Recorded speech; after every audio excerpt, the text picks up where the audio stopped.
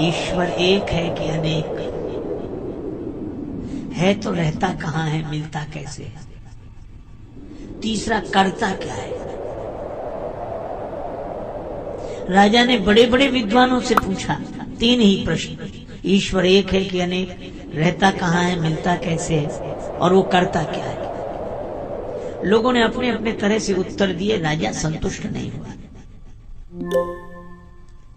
एक दिन राजा अपने घोड़े पर बैठकर जा रहा था, सामने से अलमस्त महात्मा ब्रह्मानंद की मस्ती में लीन, स्वरूपानंद की मस्ती में लीन, मस्ती से झूमते चले आ रहे थे।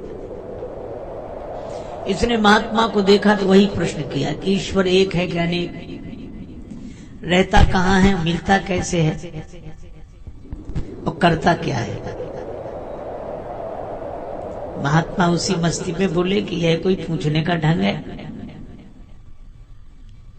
तुम घोड़े पर बैठे हो, हम रास्ते में खड़े हैं, अरे पहले कहीं ठहरा,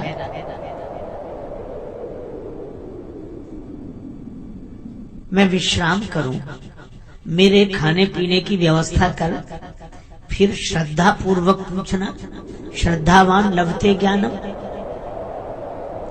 यह तो उद्दंड का ढंग है, श्रद्धालु का नहीं। राजा समझ गया कि ये महात्मा वैसे नहीं है। हाथ जोड़कर बगीचे में ले गया। बगीचे में एकांत में कुटिया थी, सारी व्यवस्था थी, महात्मा जी को ठहरा दिया, सब व्यवस्था हो गई। 2 दिन बाद राजा गया कि महाराज अब मेरे प्रश्नों का उत्तर। महात्मा बोले, अकेले में सुनना चाहते हो कि सबके बीच में। राजा ने कहा कि सबके बीच में हो तो और अच्छा, सब समझ ले। महात्मा बोले, तो सबको इकट्ठा कर। महाराज तो ये आज 1-2 दिन में तो सब इकट्ठे नहीं हो पाएंगे, हम सूचना करेंगे और तब धीरे धीरे धीरे सब लोग इकट्ठे होंगे। महात्मा ने कहा, तो हमें भी कोई जल्दी नहीं है, आराम से इकट्ठा कर लो सबको, और जब सब इकट्ठे हो जाएंगे तभी हम उत्तर देंगे। लेकिन हमारे पास आप मत आना, जब जिस दिन लोग इकट्ठे हों उसी दिन आना, और हम आराम से रहेंगे। राजा चला गया। 1 महीने बाद की तिथि निश्चित हुई। उस दिन दरबार में सभी लोग एकत्रित होंगे, महात्मा प्रश्नों का उत्तर देंगे। राजा ने आना बंद कर दिया। महात्मा अपना बगीचे में भगवान का ध्यान करें, पूजा पाठ करें, मस्ती से आत्मचिंतन करें, आनंद से रहें।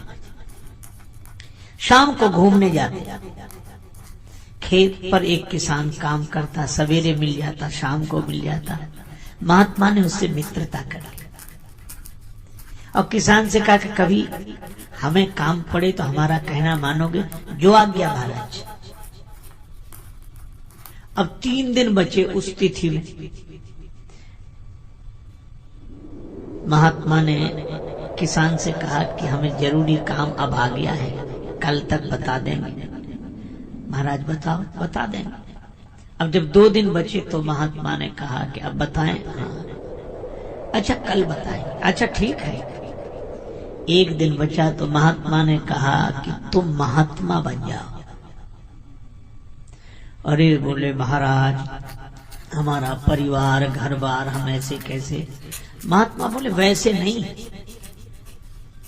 महात्मा होने के लिए नहीं कह रहे हैं, महात्मा बनने के लिए कह रहे हैं।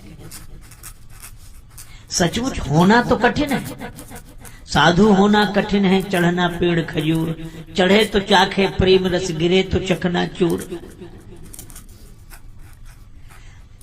होना कठिन है, पर बनने में क्या कठिनाई। तो बोला, महाराज। महात्मा बोले, 1 दिन के लिए बन जाओ। ठीक है महाराज, सिर मुड़ा लेते हैं, आपकी तरह कपड़ा पहन लेते हैं। और महात्मा बोले, एक शर्त और। क्या? अपना लिबास हमें दे दो, हम किसान बने तो महात्मा बनो। अच्छा महाराज यही भी। अब महात्मा बन गए किसान, बड़ी बड़ी दाढ़ी बाल और किसान के कपड़े पहने, महात्मा के सामने हाथ जोड़े और किसान बन गया महात्मा। महात्मा बोले डरना नहीं, राजा के सामने चलना है। फिर राजा पूजा करेगा, आरती करेगा, प्रणाम करेगा, तुम डरना नहीं। वो बोला महाराज ये तो सब ठीक, लेकिन राजा साहब जब प्रश्न करेंगे सिंहासन पर बिठा के, तब महात्मा बोले हम तो साथ में हैं, कह देना ये तो हमारा घास छीलने वाला जवाब दे देगा, फिर हम जवाब दे देंगे। हाँ ये ठीक है। महात्मा गए, अब वेश से वो साधु दिखे, अब राजा को संदेह हो, लेकिन अब क्या करे, प्रणाम किया, पूजा की और आरती। महाराज विराजे ऊंचे आसन पर, महात्मा के वेश में किसान था वो बैठा, और महात्मा किसान के वेश में नीचे बैठे, सिर झुकाए। राजा ने कहा कि महाराज हमारे 3 प्रश्न हैं, आपने कहा था हम उत्तर देंगे। हाँ बोलो। पहली बात, ईश्वर एक है कि अनेक? दूसरी बात, वो रहता कहाँ है, मिलता कैसे? तीसरी बात, वो करता क्या है?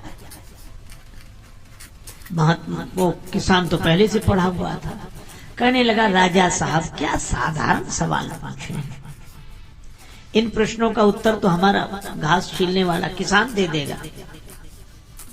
राजा को लगा कि इतना सब आयोजन किया और ये कहते किसान दे देगा, पर महात्मा बैठे थे किसान के रूप में, कहने लगे हाँ राजा साहब पूछो, मैं उत्तर दूंगा, गुरुजी ने हमें सब बता दिया, मैं उत्तर दूंगा, पूछो। अच्छा चलो भाई किसान तुम ही बताओ। राजा ने कहा कि वह ईश्वर एक है कि अनेक? किसान ने कहा कि राजा साहब मैं बिना पढ़ा लिखा किसान, और आप पढ़ाई लिखाई के सवाल पूछते हो, कोई एक है कि अनेक है, तो फिर निर्णय कैसे हो? एक काम करो राजा साहब, आप कुछ मणियां मंगा लो, ठीक है, गिनना आप, फैसला हम करेंगे। राजा बोला ये ठीक है। एक थाल में मणियां आ गई, अब राजा ने गिनना शुरू किया, एक मणि उठाई और एक मणि उठाकर राजा बोला एक। किसान ने कहा बिल्कुल ठीक, रख दो, रख दी। अब दूसरी मणि उठाई, राजा बोला 2। किसान के रूप में महात्मा थे, वो बोले झूठ बोलते हो, देखो हाथ में 2 है कि 1? है तो 1, बोले फिर 2 क्यों कहते हो? महाराज लिखा है ऐसा। अरे लिखा है पर देख देख कर दिखने में 1 है कि नहीं? अच्छा वैसे 1 है, हाँ है तो 1 ही, बोले फिर 2 क्यों बोलते हो? अब उसने कहा गिनती मुश्किल हो जाएगी।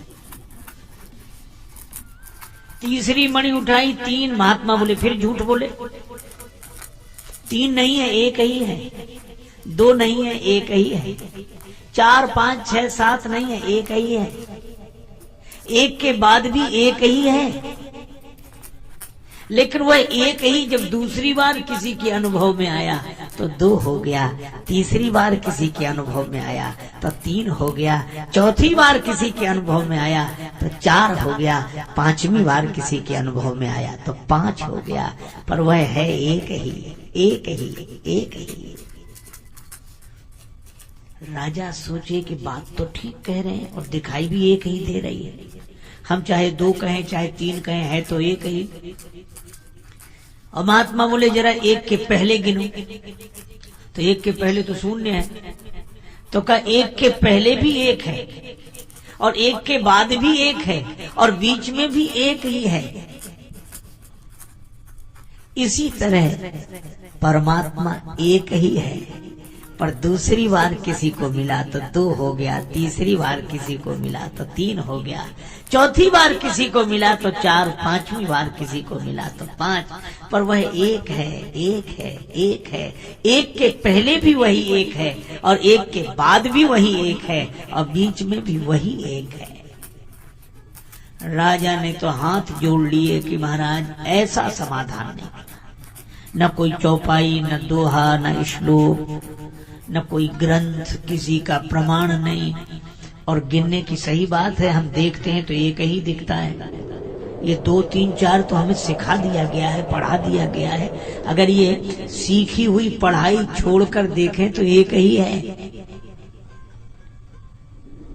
बड़ा सुंदर उत्तर दिया महाराज, हम मान गए कि ईश्वर एक है, एक है, एक। अच्छा एक बात बताओ, रहता कहाँ है, मिलता कैसे है?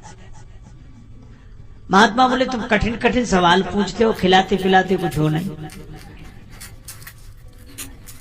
तो महाराज क्या, दूध मंगा। एक कटोरे में दूध आ गया। अब वो महात्मा दूध तो पिए नहीं, दूध में उंगली घुमावे ऐसे। अरे ये दूध में उंगली क्यों घुमा? महात्मा बोले सुना है इस दूध में घी रहता है। तो हम सोचते हैं घी निकाल कर खा लें। राजा बोला आप भी पागलों जैसी बातें करते हैं। दूध तो रहता है पर ऐसे थोड़ा ही मिलता है। कैसे मिलता है? और दूध को जमाना पड़ता है, दही बनाना पड़ता है, फिर मंथन करना पड़ता है, फिर मक्खन निकलता है, फिर आग में तपाना पड़ता है, तब घी मिलता है दूध में। पर बातों से नहीं मिलता है, उसकी विधि है, उसका पालन करने से मिलता है। महात्मा ने कटोरा रख दिया, दूध पी लो। का दूध नहीं पीना, तुम्हारे प्रश्न का उत्तर देना था। तुम कहते हो रहता कहाँ है और मिलता कैसे है? जैसे दूध में घी रहता है, इसी तरह परमात्मा तुम्ही में समाया हुआ है, तुम्ही में समाया हुआ है, लेकिन वह बातों से नहीं मिलता है, उसकी विधि है।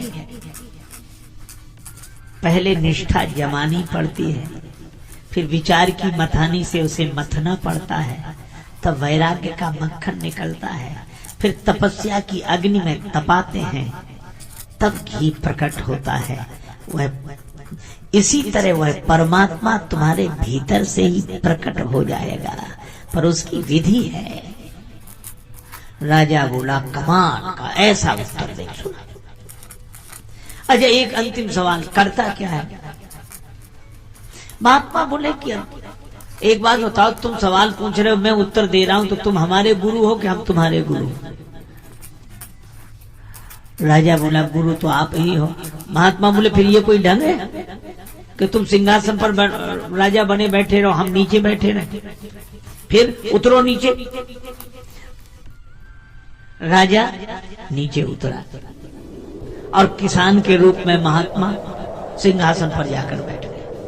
अब राजा नीचे बैठा, कुछ उत्तर पाने के लिए महात्मा बोले ही नहीं। तो कहा कि महाराज आपने उत्तर नहीं दिया। किसान बोला यही करता है, राजा को किसान की जगह बिठा देता है, किसान को राजा की जगह बिठा देता है। बड़ों को छोटा बना देना, छोटे को बड़ा बना देना, यही उसका। पर एक प्रसंग ऐसा अद्भुत है कि जब जब वो पाठ्यक्रम में आता है तो ऐसे लगता है कि उतनी देर के लिए हम लोग श्री राम कथा से दूर हो गए। वह प्रताप भानु प्रसंग, जैसे शहर के बाईपास से बहुत दूर से निकले हो किसी शहर। मैं बहुत समय तक सोचता था कि श्री तुलसीदास जी महाराज इस प्रसंग की प्रस्तुति किस अर्थ में करना चाहिए। केवल एक अर्थ, हमारी दोष देखने की प्रवृत्ति है। यद्यप मानस में कहा सपनों नहीं देखे पर दोषा, पर एक सज्जन से ऐसी चर्चा हो रही थी कि दूसरे के दोष स्वप्न में भी नहीं देखने चाहिए। तो क्या बोले, कहने लगे सपने में तो हम भी नहीं देखते, जब जगते हैं तब देखते हैं। अरे हमने कहा भाई उसमें स्वप्न में भी न देखें, जागृति का अर्थ उसका हुआ है। अच्छा फिर कभी कभी उदात्त चरित्रों के प्रति भी दोष दृष्टि हो जाती है। माता कैकेयी, सती माता, लोग तो महाराज श्री दशरथ जी के बारे में भी कुछ कुछ कहने लगते। तुलसीदास जी को यह बात सुधारनी थी। इसलिए आप देखें प्रताप भानु प्रसंग पूरा का पूरा मुख्य रूप से ये भरद्वाज जी और याज्ञवल्क्य जी के बीच में चर्चित हुआ। वहां विधि की प्रधानता है, काल की प्रधानता है, भवितव्यता की प्रधानता, समय की प्रधानता है। राजा प्रताप भानु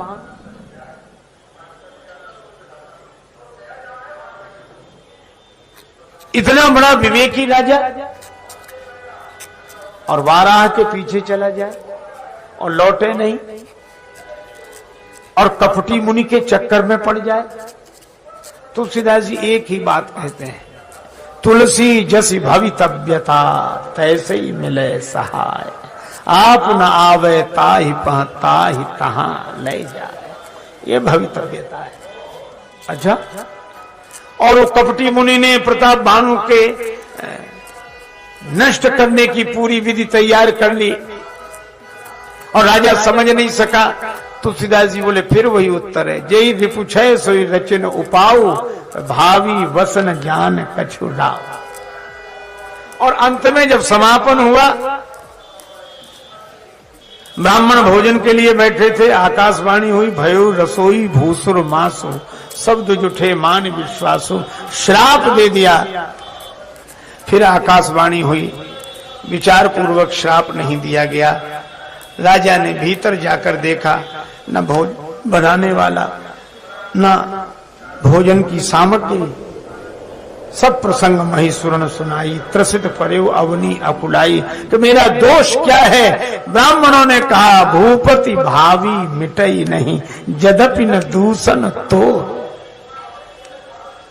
तो जहां जहां में दोष दिखाई पड़े इन महनीय चरित्रों में, वहां भवितव्यता का सिद्धांत स्वीकार कर लेना चाहिए। अब अयोध्या में महाराज दशरथ आए कोप भवन में। महाराज दशरथ कोप भवन में आए और माता कैकेयी के पास गए तो वहां शब्द क्या लिखा? तुलसी नृपति भवितव्यता। बस वहां भी भवितव्यता। उमतई कस कुबेसता फावी, फटे मोटे पुराने वस्त्र पहन लिए। अन अहिबात सूच जनु भावी, सो भावी बसलानी अयानी, करी कुचाली अंतों पछतानी। और अंत में इतनी बड़ी दुर्घटना श्री अवध में हुई। और जब श्री वशिष्ठ जी से भरत जी ने पूछा तो वशिष्ठ जी ने कहा, सुनो भरत, भावी प्रबल बिलख कही मुनिनाथ। अच्छा, इस भावी को कोई मिटा नहीं सकता, कोई नहीं मिटा सकता। देव धनुष नर नाग मुनि को न मिटने हाथ, पर देव न मिटा सके, महादेव मिटा सके। भावी मैट सके त्रिपुरारी। तो श्री भरत जी ने प्रार्थना की, शंकर जी के लिए की प्रार्थना महाराज दशरथ ने भी की, पर क्यों नहीं मिटाई इन्होंने भावी? शंकर जी से कहा कि आपने श्री राम जी के घर में आई हुई भावी क्यों नहीं मिटाई? शंकर जी बोले, हम अपने घर की भावी नहीं मिटा पाते। सती जी को इतना समझाया पर भावी बस न ज्ञान उरावा। तो आप भावी मिटा नहीं पाते हैं। शिव जी ने कहा कि भावी दो तरह की होती है, प्रारब्ध जन्य भावी, दुर्भाग्य से कोई कष्ट जीवन में आवे, शंकर जी उसे मिटा सकते, विधि के लिखे को मिटा सकते, विधाता ने जो रचा है उसे शंकर जी मिटा सकते हैं। लेकिन एक दूसरी भी भावी है। कौन? हरि इच्छा भावी बलवाना, हृदय विचारत शंभु सुजाना। ये फिर वही बात, हरि इच्छा भावी बलवाना, हृदय विचारत शंभु सुजाना। और समर विजय रघुवीर के चरित जे सुनहि सुजान। यह इच्छा है। और नहीं तो आप बताओ, प्रताप भानु से ऐसी क्या गलती हो गई कि रावण बना दिया गया? एक सज्जन बोले, प्रताप भानु में इतनी योग्यता थी फिर भी उसे रावण बनाया। रावण तो हमने कहा इसमें परेशानी? बोले परेशानी की तो बात ही, इतना योग्य व्यक्ति और रावण बना। हमने कहा आज भी श्री रामलीला होती है तो रावण योग्य कोई बनाया जाता है कि चाहे जिसको बना दिया जाता है? आज भी रामलीला हो तो रावण किसी योग्य कोई तो बनाया जाएगा, और दिखने में ही रावण दिखे और योग्यता ना हो। मैंने सुनी थी कि किसी गांव में श्री रामलीला थी, रावण का अभिनय करने वाला पात्र बीमार हो गया, उसे शहर में ले गए, बने कौन? और कोई एक बैठ जाए मुकुट लगा कि आज का काम चलाना है। सो एक मिठाई बेचने वाला हलवाई था, बुद्धू, मोटा ताजा। गांव वालों ने कहा बड़ा योग्य है, पर अपनी अभिनय की कला को छिपा के रखता, आप तो पीछे पड़ जाना। वो बेचारा बुद्धू नाम इसलिए रखा था, बहुत सरल आदमी। रामलीला कमेटी वाले गए कि हमारी लाज रख लो। बुद्धू बोला मिठाई बेचते हैं कि लाज रखते हैं? भैया तुम रावण बन जाओ। बोला हमें कुछ नहीं आता। बोले यही तो आपकी महानता है कि छिपा के रखते हैं आप अपनी कला। अब वो बहुत मना करे, बोले नहीं नहीं नहीं नहीं। फिर बुद्धू कैसा जो मान ना जाए। बोले तो अच्छा कहना क्या है? बोले कुछ नहीं कहना, आप तो योग्य हो, आप इतना ही कहना कि मैं दशानन हूं, मैं लंकापति हूं, बस। बुद्धू मान गए। दिन भर यही रटे हो, लोग मिठाई खरीदने आए, मैं लंकापति हूं, मैं दशानन हूं। लोगों का क्या हो गया इस बुद्धू को? रात्रि को जब स्टेज पे मंच में मुकुट लगा के बिठाया बुद्धू, तो उसका शरीर तो ऐसा लगे कि सचमुच बड़ा। पर लीला मंडली में जो अंगद जी बने थे, विनोदी स्वभाव को, उनको पता था, तो उन्होंने और कोई पाठ तो दिया नहीं। अंगद जी जैसे ही सामने आए तो और तो कुछ कहा नहीं, यही कहा कि बता तेरा क्या नाम? मूर्ख बता दे बेगी का है तिहारो नाम, पूछो चाहत अंगद श्री राम को सहाई हो। सो घबरा गया और एक ही सांस में बोल के मैं लंकापति हूं, मैं दशानन हूं।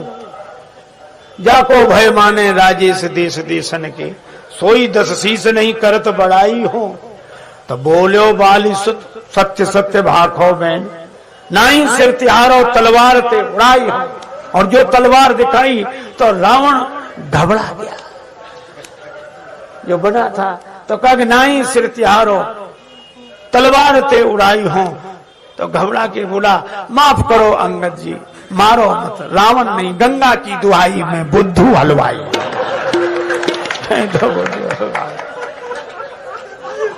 तो ऐसे वैसे को रावण बनाएंगे, यही होगा।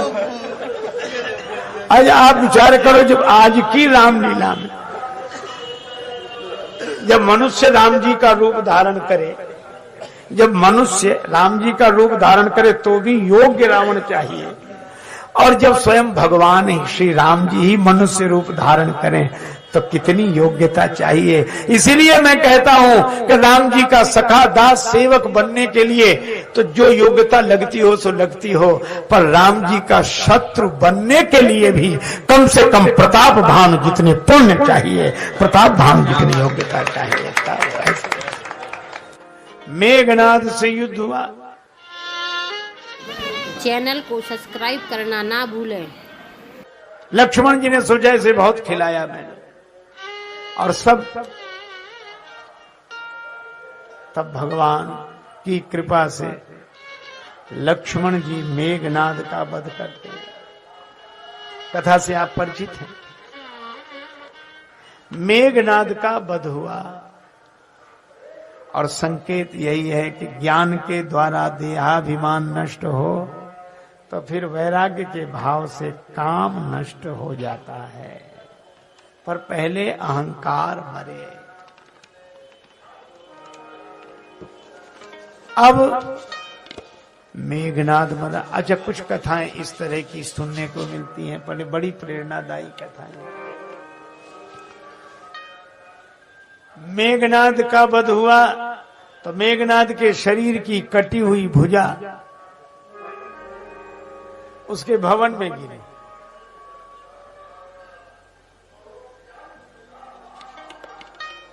पतिव्रता देवी सुलोचना ने वह भुजा देखकर पहचान लिया कि मेरे पति का वध हुआ। किसने किया? कटी हुई भुजा के हाथ में लेखनी थमा दी, उसने नाम लिख दिया, मेरा सिर रामादल में है, लक्ष्मण जी के द्वारा मेरा वध। सुलोचना सती होना चाहती है। राक्षस राज लंकापति रावण के दरबार में आई, पिताजी मेरे पति का सिर रामादल में, उनका वध हो गया, मैं सती होना चाहती हूँ, अगर आज्ञा हो तो मैं अपने पति का सिर राम जी के दल से जाकर स्वयं ले आऊं।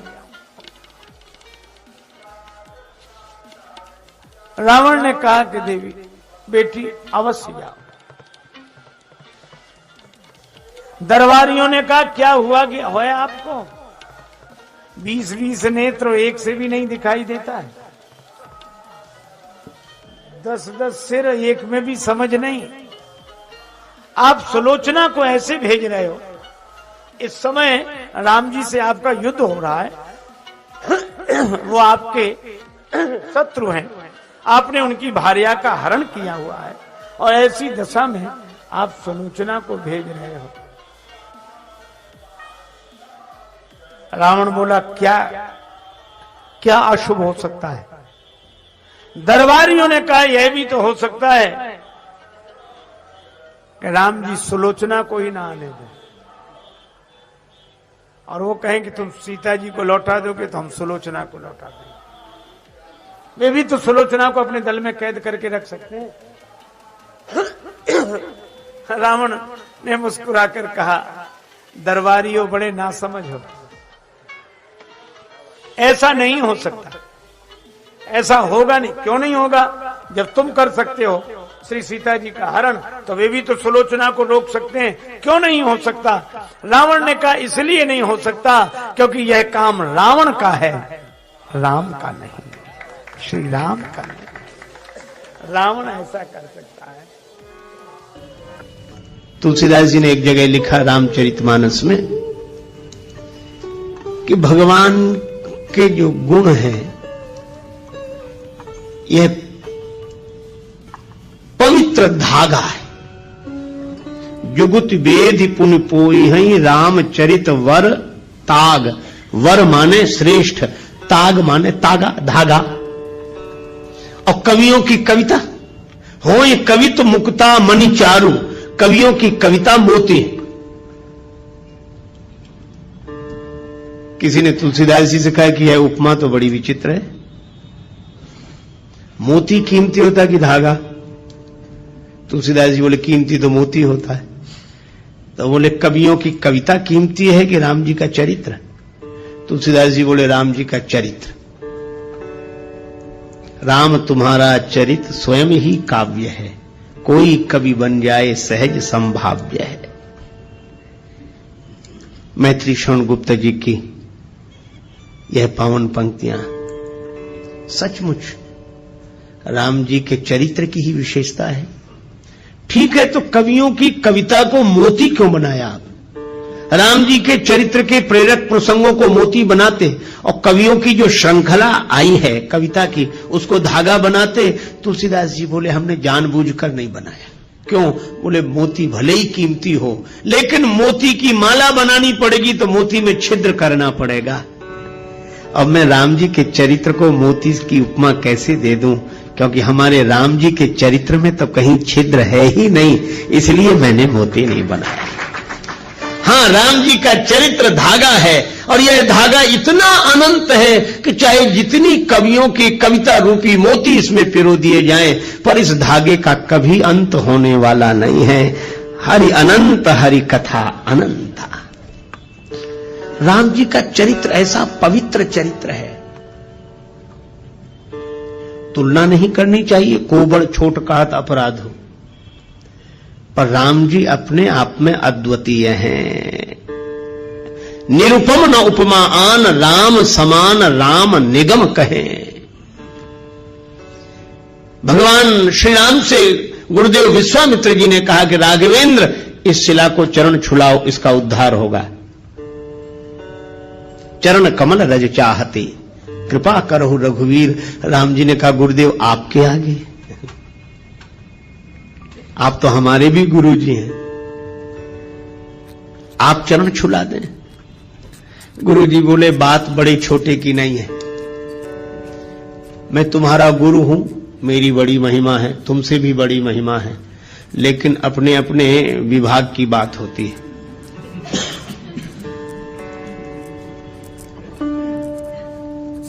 कहीं कहीं चेले की महिमा गुरु से भी अधिक होती है।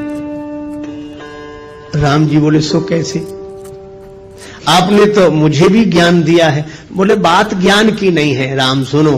क्या कहा कि अहिल्या का जो पतन हुआ है यह भ्रमवश इंद्र को गौतम के रूप में स्वीकार करने से चरित्र से पतन हुआ, चरित्र चला गया, और चरित्र से जो गिर गया हो उसका उद्धार कौन करे?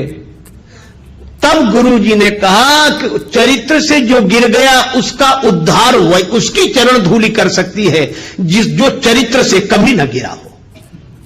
और राम इस दृष्टि से देखें तो एकमात्र तुम ही हो और कोई नहीं है। क्यों? मन में विकार आ जाता है पर हम ज्ञान वैराग्य विचार के बल पर संभल जाते हैं। पर राम तुम तो ऐसे हो कि मुझे अतिशय प्रतीत मन केरी, जागृत की कौन कहे जय सपले पर नारी नहेरी। ऐसा विमल चरित्र, पवित्र चरित्र तो केवल श्री राम का है। राम तुम्हारे जैसा कोई चरित्रशील नहीं, इसीलिए मैं कहता हूं कि जो चरित्र से गिर गया है उसका उद्धार होगा तो तुम्हारे जैसे चरित्रशील की चरण धूलि से ही होगा। इसलिए चरण कमल रज चाहती कृपा करहो रघुवीर। राम जी जैसा निर्मल चरित्र, पवित्र चरित्र दूसरा नहीं। अरे औरों की बात जाने दो। रावण गया कुंभकर्ण के पास, कुंभकर्ण ने पूछा क्या बात है लंकापति, बहुत उदास दिखाई दे रहे हो, तुम चिंतित आज दशानन क्यों? रावण बोला हरली हमने मिथिलेश कुमारी, हमने सीता जी का हरण कर लिया। तुम चिंतित आज दशानन क्यों? हरली हमने मिथिलेश कुमारी। कुंभकर्ण बोला अधिकार किया तुमने उन पर? रावण बोला लखती ही नहीं वह और